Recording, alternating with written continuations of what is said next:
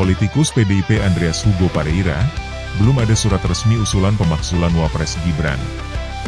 Usulan pemakzulan Gibran, gerakan politik dari lingkaran kalah yang terus menantang pemerintahan Prabowo Gibran. Ketegangan politik di Indonesia semakin memanas dengan usulan pemakzulan Wakil Presiden Gibran Rakabuming Raka yang belakangan ini mencuri perhatian publik. Pihak yang mendorong wacana tersebut, terutama Forum Purnawirawan TNI, menyatakan ketidaksenangan terhadap kepemimpinan Gibran. Namun, tanpa dasar hukum yang jelas, usulan pemakzulan ini lebih banyak mengandung unsur politisasi yang cenderung mengarah pada political maneuver daripada upaya konstitusional yang sah. Menurut Ketua Badan Pengkajian MPR, Andreas Hugo Pareira, yang juga politisi senior PDIP, hingga saat ini belum ada surat resmi yang masuk ke MPR terkait dengan usulan tersebut.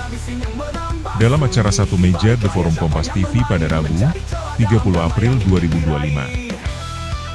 Andreas menegaskan bahwa proses hukum untuk memberhentikan presiden atau wakil presiden secara konstitusional harus melalui DPR dan Mahkamah Konstitusi. Ia pun merujuk pada pasal 7 dan 7A Undang-Undang Dasar 1945 yang memberikan landasan prosedural untuk pemberhentian kepala negara.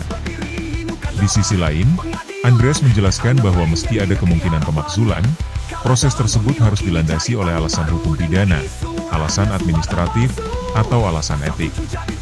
Namun, perlu dicatat bahwa sebagian besar tokoh yang mengusulkan pemakzulan ini bukanlah kelompok yang muncul setelah kemenangan pasangan Prabowo Gibran di Pilpres 2024, tetapi lebih merupakan kelompok politik yang sebelumnya mendukung Anies Baswedan. Mereka adalah pihak yang merasa kecewa dengan hasil pemilu, dan kini berusaha untuk kembali mendapatkan panggung dengan menciptakan ketidakstabilan.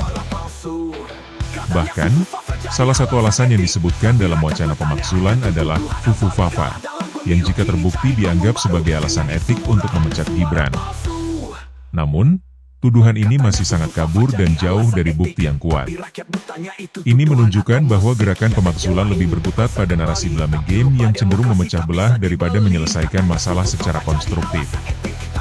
Keterkaitan dengan lingkaran Anies Baswedan. Jika dilihat lebih dalam, sebagian besar suara yang menyerukan pemakzulan ini datang dari mereka yang secara jelas atau tidak langsung berhubungan dengan lingkaran pendukung Anies Baswedan.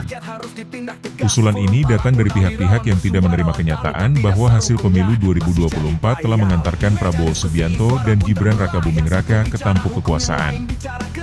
Bahkan, Forum Purnawirawan TNI, yang memiliki kedekatan dengan mantan Jenderal TNI, menjadi salah satu suara yang sangat vokal dalam usulan ini.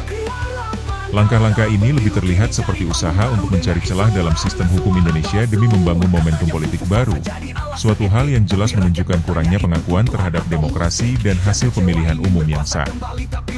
Politik ketidakdewasaan. Usulan pemakzulan ini memperlihatkan ketidakdewasaan politik di Indonesia. Alih-alih menerima kekalahan dengan lapang dada, pihak-pihak yang kalah kini berusaha menggulirkan skenario yang bisa merusak stabilitas pemerintahan yang baru. Bahkan, alasan etik yang kabur, seperti isu Fufufafa, yang dijadikan dasar dalam wacana pemakzulan menunjukkan betapa rendahnya kualitas perdebatan politik yang sedang terjadi. Mereka yang kalah di Pilpres kini berupaya untuk meruntuhkan reputasi wakil presiden yang terpilih secara sah, hanya karena ketidakmampuan mereka menerima kenyataan. Pentingnya menghormati proses demokrasi. Proses pemakzulan presiden dan wakil presiden dalam negara demokrasi harus dihormati dan dilakukan dengan dasar hukum yang jelas dan kuat. Politik etik dan spekulatif yang tidak didukung bukti yang sah hanya akan merusak tatanan demokrasi itu sendiri. Jangan sampai kita kembali terjebak dalam pola politik yang lebih mengutamakan kepentingan individu dan kelompok tertentu daripada kepentingan bangsa. Pemakzulan yang diajukan tanpa bukti yang valid dan kuat hanya akan memperburuk citra politik Indonesia, mengganggu kestabilan, dan membuang jauh-jauh semangat persatuan yang harusnya dibangun setelah pemilu 2024. Oleh karena itu, jika kelompok-kelompok yang mendukung pemakzulan Gibran benar-benar peduli dengan masa depan bangsa, mereka seharusnya berfokus pada pembangunan dan stabilitas, bukan justru merongrong proses demokrasi yang telah berlangsung. Tantangan bagi pemerintahan Prabowo Gibran. Pemerintahan Prabowo Gibran, yang baru saja dimulai, tentu menghadapi tantangan besar. Namun, Langkah yang lebih bijak adalah menerima suara rakyat dengan lapang dada dan tidak terjebak dalam permainan politik yang berujung pada perpecahan. Bahkan, Presiden Prabowo sendiri yang disebut-sebut belum merespons langsung. Usulan pemakzulan ini harus lebih berhati-hati dalam memberikan respons agar tidak memperburuk situasi politik yang sudah cukup terkondisikan pasca pemilu. Wacana pemakzulan Gibran adalah taktik politik murahan yang menciptakan lebih banyak kerusakan daripada solusi. Ini adalah bentuk kegagalan pihak-pihak yang kalah dalam Pilpres 2024 untuk menerima kenyataan dan bergerak maju dengan cara yang konstruktif. Kita harus memastikan bahwa demokrasi Indonesia tetap berjalan sesuai dengan prinsip konstitusional, tanpa terjebak dalam politik kekuasaan yang dangkal dan destruktif. Berita tentang usulan pemakzulan Wakil Presiden Gibran Rakabuming Raka menunjukkan betapa rendahnya tingkat kedewasaan politik di Indonesia. Usulan ini tidak hanya tanpa dasar yang jelas, tapi juga menunjukkan pola politisasi yang murahan dan destruktif. Seharusnya, sebagai wakil presiden yang sah, Gibran seharusnya dihormati dalam kapasitasnya, bukan dijadikan sasaran politik hanya karena ketidaksukaan pada hasil pemilu. Tuduhan-tuduhan etik yang tidak berdasar, seperti isu Fufufafa, adalah upaya menciptakan kegaduhan di tengah situasi politik yang sudah stabil. Para pengusung pemakzulan ini lebih tertarik untuk memanfaatkan ketidakpastian dan menggulirkan wacana yang bertujuan merusak reputasi Gibran tanpa bukti yang jelas. Ini adalah taktik politik yang tidak elegan dan mengabaikan prinsip-prinsip demokrasi yang sehat.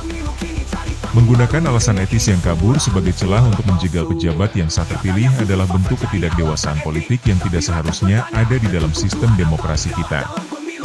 Pemakzulan yang diajukan tanpa dasar hukum yang kuat hanya memperburuk citra politik Indonesia yang seharusnya lebih mengedepankan rasionalitas dan kepentingan bangsa. Usulan pemakzulan Wakil Presiden Gibran Rakabuming Raka sejatinya bukanlah gerakan moral atau hukum yang murni, melainkan cerminan frustrasi politik dari kelompok-kelompok yang kalah dalam Pilpres 2024, khususnya mereka yang berada di lingkaran pendukung Anies Baswedan. Alih-alih menerima hasil demokrasi yang sah dan telah disahkan oleh KPU serta MK, mereka kini mencoba membuka pintu belakang dengan memainkan isu etik yang sumir dan belum terbukti secara hukum. Dalih etik seperti isu Fufufafa sengaja dikapitalisasi sebagai senjata politik karena mereka tidak memiliki lagi legitimasi suara rakyat.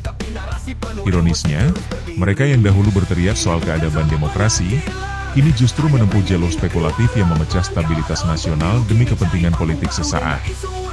Upaya ini bukan hanya tidak konstitusional dalam substansinya, tapi juga memperlihatkan wajah oposisi yang tidak siap kalah, tidak siap dewasa, dan terjebak dalam dendam politik. Gibran, yang sah terpilih bersama Presiden Prabowo, tidak layak dijadikan tumbal bagi ambisi pihak yang tidak mampu mengakui kekalahan dengan elegan. Tak ada usulan resmi, PDIP dan elit purnawirawan dianggap lempar isu kosong soal pemakzulan Gibran. Upaya menggulirkan isu pemakzulan terhadap Wakil Presiden Gibran Rakabuming Raka kembali menuai sorotan, setelah pernyataan politisi PDI Perjuangan Andreas Hugo Pareira menegaskan bahwa hingga saat ini belum ada satupun surat resmi yang masuk ke Majelis Permusyawaratan Rakyat, MPR. Sebagai Ketua Badan Pengkajian MPR, Andreas menyatakan bahwa wacana pemakzulan itu sejauh ini masih sebatas opini liar yang tidak berdasar. Setahu saya, belum ada surat resmi yang masuk. Ketua MPR juga sudah menyampaikan hal serupa, kata Andreas dalam forum Satu Meja The Forum di Kompas TV, Rabu, 30 April 2025. Meskipun Andreas memaparkan prosedur hukum pemakzulan sesuai UUD 1945, mulai dari DPR hingga Mahkamah Konstitusi, ia tetap menekankan bahwa belum ada dasar hukum, administrasi, maupun etik yang cukup kuat untuk menjerat Gibran. Isu seperti dugaan Fufufafa yang dilempar ke publik justru menunjukkan betapa murahan cara-cara politik yang tengah dimainkan oleh pihak-pihak tertentu. Bahkan Presiden Prabowo Subianto pun memilih untuk tidak menanggapi secara reaktif desakan Forum Purnawirawan TNI yang ingin Gibran dilengsarkan. Penasihat khusus Presiden Bidang Politik dan Keamanan, Wiranto, menegaskan bahwa Presiden tak bisa sembarangan merespons manuver politis tersebut. Sebagai Kepala Negara dan Panglima tertinggi TNI, tidak bisa spontan menjawab begitu saja, ucap Wiranto, 24/4.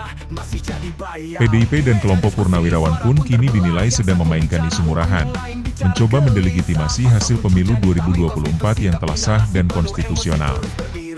Alih-alih menjadi oposisi yang rasional dan bermartabat, langkah melempar isu pemakzulan Gibran justru mencerminkan kepanikan politik dan krisis arah di internal mereka.